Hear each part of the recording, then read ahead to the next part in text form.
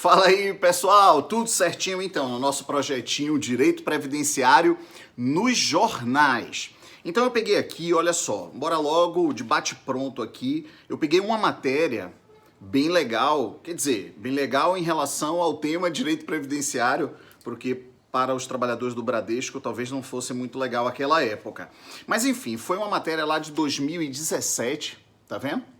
2017, que diz assim: demissão voluntária do Bradesco pode chegar a 10 mil funcionários. E aí, quando eu pego uma matéria como essa aqui, aí eu vou dar uma lida na matéria, vou entender um pouco ali quanto é que foi oferecido a cada um dos trabalhadores, tudo certinho, a um custo aqui estimado em perto de acordo com elas, enfim, com as pessoas entrevistadas, o PDV anunciado pelo Bradesco deve aumentar a confiança do mercado na execução da gestão para alcançar a estimativa de sinergias de custo de 2 bilhões e 700 milhões de reais, enfim.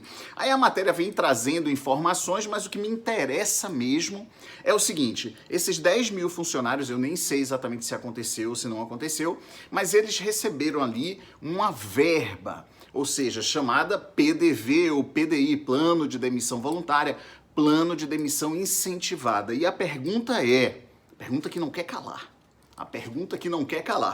esse valor recebido é base de incidência de contribuições previdenciárias, sim ou não?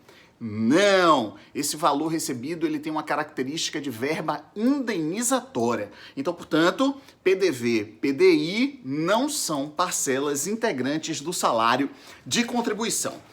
Beleza, vamos aqui a uma outra matéria, mas aqui é a coluna daquele juiz que eu já mencionei a vocês, o Luciano Martinez, e que diz assim, e essa é uma matéria, e essa é uma dúvida de leitor, que a gente trata de uma forma bem bacana em sala de aula, até porque eu crio, quem foi meu ex-aluno, e é meu aluno, vai lembrar que nessa passagem da legislação eu faço aquela brincadeira do Raulzito. Não sei se vocês lembram disso, papel de seda no bolso, viajando parado ali no Porto da Barra. E essa pergunta do leitor vai justamente ao encontro dessa nossa brincadeira em sala de aula. Somente relembrando, para quem foi meu aluno e é aluno, e para quem não é meu aluno, a gente está falando aqui dos requisitos para aposentar por idade. Ou seja, dos requisitos agora para se aposentar de forma programada. Os requisitos, eles não têm que andar concomitante, não é? Não preciso observar a idade e observar a carência, o tempo de contribuição ao mesmo tempo. Uma coisa pode acontecer antes da outra. Então é o caso aqui. Então eu falava de Raulzito, que é justamente você completa a carência da aposentadoria por idade, na época, aqueles 15 anos, e ainda permanece assim no caso da mulher, 20 anos no caso do homem. Mas vamos lá, completo o tempo de contribuição, mas não completo a idade. Pois bem, posso parar. Se eu quiser, vou para a praia, papel de seda no bolso, fico viajando parado e espero completar a idade. É a dúvida do leitor. Olha que massa. Cumprida a carência para aposentadoria etária, basta aguardar o advento da idade mínima. Isso é verdadeiríssimo, ou seja, eu não tenho que ter a manutenção da qualidade de segurado para ter direito ao benefício. Então, se a gente for pensar numa situação bem assim, a situação de Raulzito, o cara começou a trabalhar com 25 anos. Vamos imaginar hoje. O cara começa a trabalhar com 25 anos. Após 20 anos de tempo de contribuição, porque seria a carência para o tempo mínimo de contribuição para aposentar-se de forma programada. Então, portanto, o cara começa com 25, após 20 anos de tempo de contribuição, ele completa 45 anos. Vai ter direito a aposentar por idade, aposentadoria programada? Não, porque para o homem o requisito são 65 anos de idade e 20 anos de tempo de contribuição, mas ele já observou 20 anos. Então, dos 45 anos até os 65 anos de idade, ele fica na praia.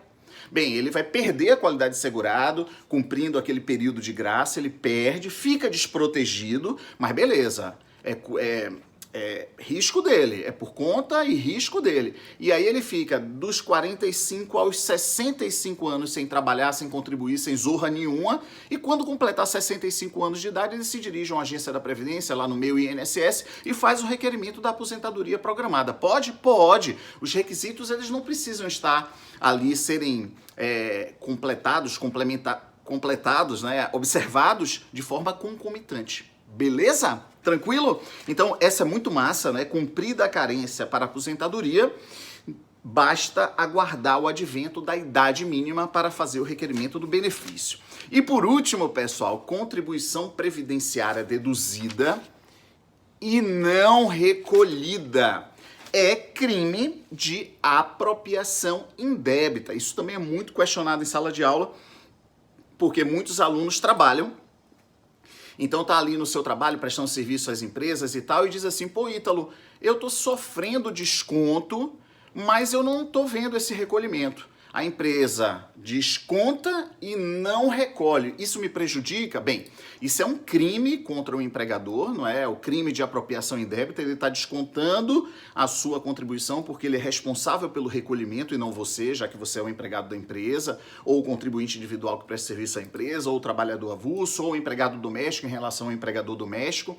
Ou seja, esses segurados, eles não vão fazer o seu próprio recolhimento. Quem faz é o empregador que ele toma serviço. Pois bem, então o empregador desconta, que é um valor que é seu de direito, ele desconta e recolhe, mas nesse caso ele desconta e não recolhe.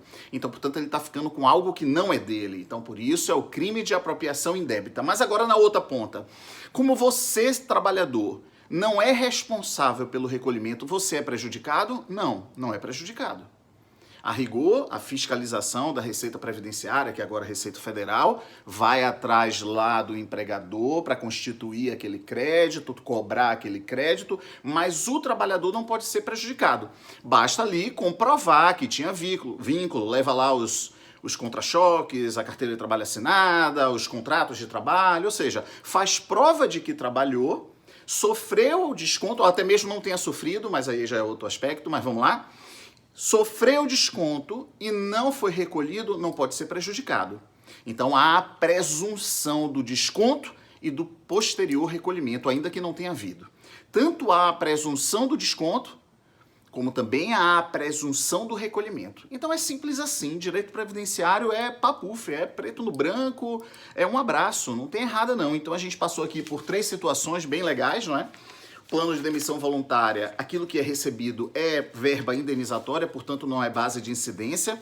A gente falou sobre os requisitos para aposentadoria, eles não precisam ser concomitantes. Posso observar o tempo de contribuição mínimo e depois a idade, ainda assim, mesmo tendo perdido a qualidade de segurado, vou ter direito ao benefício. E a parcela deduzida, descontada e não recolhida é a tipificação do crime de apropriação indébita previdenciária. É simples assim. Tudo isso que falei aqui, 6 minutos, 7 minutos, 8 minutos, cai em prova. Então, serve para a vida, mas também serve para a gente responder questão de prova. E a gente está nesse compasso de espera até final de maio, justamente para saber se tem uma sinalização do governo, se haverá concurso em 2022. Tá numa época fácil? Não, não está numa época fácil. O país está nessa confusão toda, nessa polarização política toda, com a pandemia, sem vacina, com vacina, uma confusão retada. Então, portanto, eu acho que o ambiente não é lá muito propício, não. Mas a gente precisa esperar maio, porque basta o governo sinalizar ali ao ministro da Economia, ao Ministério da Economia, dizendo, olha, a gente precisa repor a força de trabalho do INSS em pelo menos 800, em pelo menos 1.000, 1.200 novos técnicos e tantos lá analistas, porque o serviço ele não pode parar. E está tendo muita vacância nesses últimos... se não me engano, do início do ano para cá, já foram 500 vacâncias no INSS, e se somadas às vacâncias dos últimos, de 2016 para cá, aí, meu irmão, eu até vinha fazendo esse controle, mas depois até parei, até porque depois eu perdi ali, o computador perdeu o acesso, enfim. Aí eu parei de fazer, mas a coisa é avassaladora. Mas enfim, é isso, vamos esperar, e nesse compasso de espera a gente vai batendo esse papo. Forte abraço e vamos juntos nessa caminhada.